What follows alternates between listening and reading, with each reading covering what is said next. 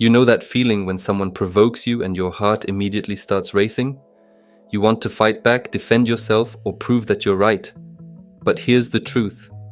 Nobody tells you. Your strongest weapon isn't your reaction, but the complete opposite, the art of not reacting.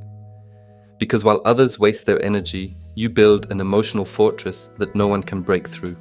Before we start, if you're ready to transform your life and never be an emotional victim again, then stay until the end.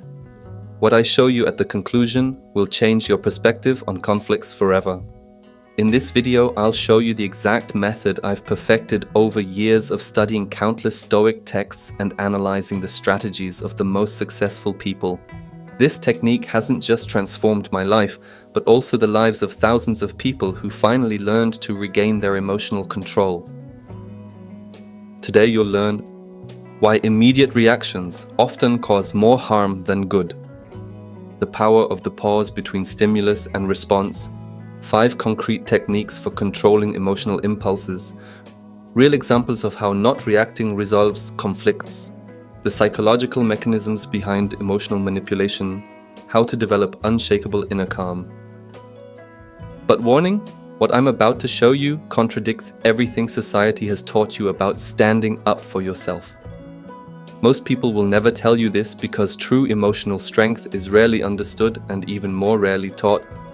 Most people have a completely wrong understanding of emotional strength.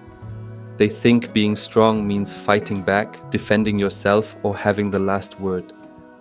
That's not strength, that's emotional weakness in disguise. Why is this so dangerous? Imagine you're a chess master. Would you react immediately after your opponent's move? Of course not. You would pause, analyze, and then act strategically. But in real life, we do exactly the opposite. The science behind it. Neuroscientists have discovered that our brain is in fight or flight mode for the first 6 seconds after an emotional trigger. In this state, our prefrontal cortex, the part responsible for rational decisions, is practically offline. We make the worst decisions of our lives. A personal example. Years ago, I had a boss who regularly criticized me in front of the entire team. My first impulse was always to fight back, defend myself, prove he was wrong. And you know what happened? I appeared emotionally unstable, unprofessional, and gave him even more ammunition against me. I was trapped in a vicious cycle of reaction. The turning point: only when I learned to use those 6 seconds did everything change. Instead of reacting immediately, I took a deep breath, nodded calmly, and said, "I understand your concerns. Let's discuss this after the meeting." Suddenly, I was the one radiating control. My boss was confused, the team respected me more, and I kept my energy for more important things. That's the difference between reacting and acting. Reaction is impulsive, action is strategic. Here comes the game changer that few people understand. Between stimulus and response lies a space.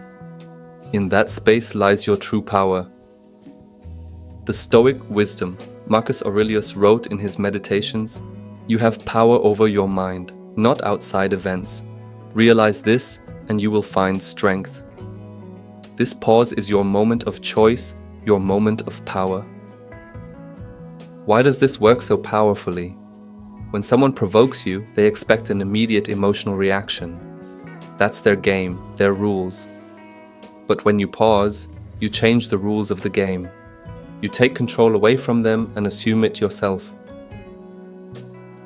The 6-second rule in practice: the next time someone provokes you, count slowly backwards from 6, 6, 5, 4, 3, 2, 1. In those seconds, ask yourself 3 crucial questions. First, will my reaction improve or worsen the situation? Second, what does this person really want from me? Third, how would the best version of myself act right now? Now I'll show you the 5 most powerful techniques I've developed through years of practice. Technique 1: the inner observer. Imagine you're floating above the situation and observing it from outside like a director watching his film. What do you see? Two people wasting their precious energy, or a chance to grow and show strength? Technique 2, the reversal question. Instead of asking, why is he doing this to me? Ask, what can I learn from this situation? This simple shift makes you go from victim to learner, from reactor to grower. Technique 3, the stoic distance. Remember, in 5 years, this situation will be completely irrelevant. In 10 years, you'll barely remember it. This perspective immediately removes the emotional pressure. Technique 4, the energy audit. Before any reaction, ask yourself, is this person and this situation worth my precious energy? Usually the answer is no. Your energy is your most valuable asset. Don't waste it on people who don't deserve it. Technique 5, the mirror technique. This is the most advanced technique. Stay so calm and composed that the other person sees their own emotion reflected. Often they calm down automatically because they realize how irrational they appear. Let me show you how these principles work in different areas of life. Example 1, the aggressive driver.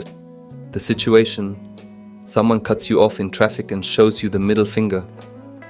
Old reaction: honking back, making gestures, getting upset. New action: you smile and wave friendly. Result: he's completely confused, you stay relaxed, and your entire day isn't ruined. Example 2, the envious colleague. The situation: a colleague tries to make you look bad in front of others. Old reaction: defending yourself, fighting back, proving he's wrong. New action: interesting perspective, Michael. Let's discuss this constructively. Result: you appear professional and superior. He appears childish and unprofessional. Here's where it gets really interesting. Most people don't understand why others provoke them. There are 3 main reasons. Reason 1, attention. Some people have learned that negative attention is better than no attention. When you don't react, you deprive them of this reward. Reason 2, control. Others want to control you by controlling your emotions. When you react emotionally, they've won. When you stay calm, you retain control. Reason 3, projection. Often people project their own insecurities and fears onto others. Your calm forces them to deal with their own problems. The paradox of power: the less you react, the more powerful you become. The more others try to provoke you, the weaker they show themselves to be. You become the calm center in a chaotic world. A fascinating phenomenon. When you consistently don't react, something amazing happens. People start treating you differently. They become more respectful, more careful with their words. Why? Because they realize their usual manipulation tactics don't work on you. Now you know the secrets of emotional untouchability. You have the tools to never be an emotional victim again. But this is just the beginning of your transformation. The techniques I've shown you today are just a fraction of what's possible. If you really want to continue mastering the art of emotional control and developing unshakable inner strength, then make sure to watch my next video. I'll continue sharing powerful strategies that will help you become the person you're meant to be. Click on the video that appears on your screen right now to keep learning and growing.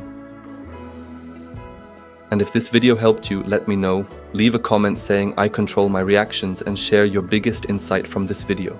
I read every single comment. Don't forget to subscribe if you want to learn more about the art of emotional mastery.